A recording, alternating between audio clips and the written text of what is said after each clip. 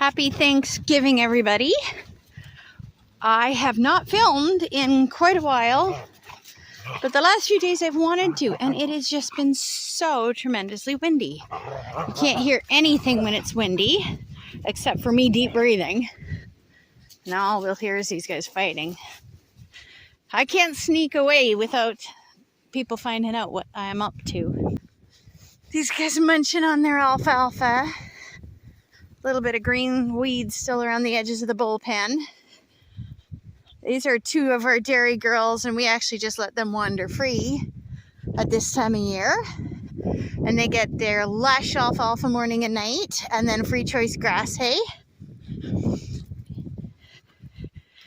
And the cows are out in the field. Something was out there with them, 3-4 nights ago. We saw lights out in the field, and I did not go check because it's hunting season.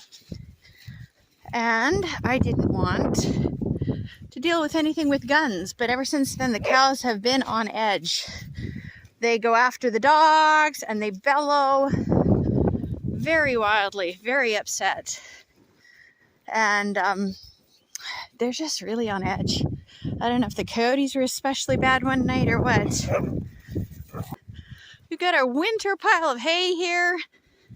We have not had to feed the beef cows a bale yet, which is kind of crazy, but I have been so pleased in how well the pasture stockpiled, even with, let's see, we had 57 cows.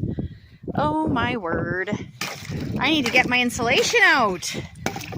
I usually have this covered. There is no hope for it unless it's covered, and actually we're gonna have to give up on the calf water. My dexters are so small the little cows can't drink from this. There is a hydrant at the top of the hill, so then we just have to drain our hoses all the time. Anyway, sorry. I have been so happy with how well the grass stockpiled, even though it is not the proper grass to stockpile.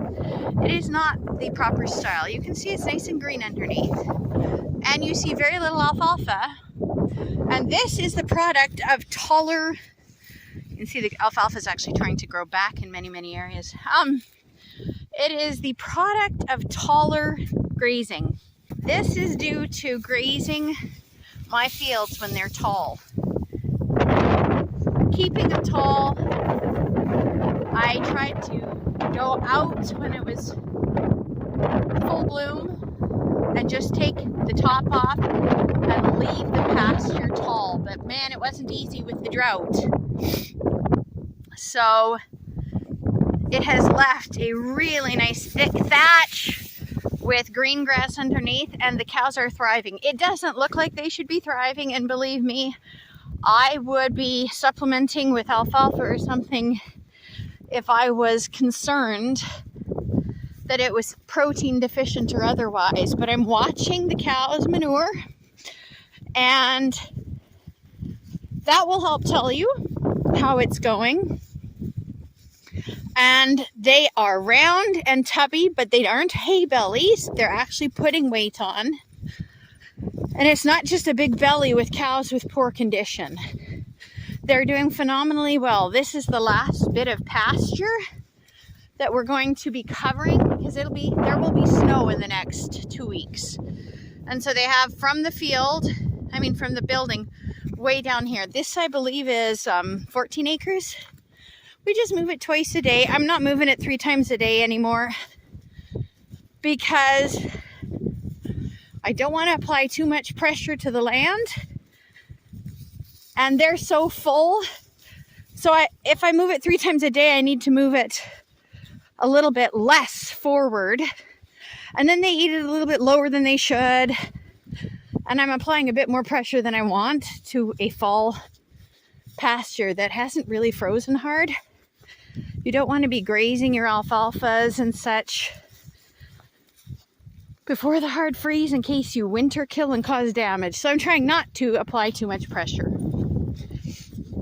And I definitely couldn't even put the cows back here because that's sainfoin.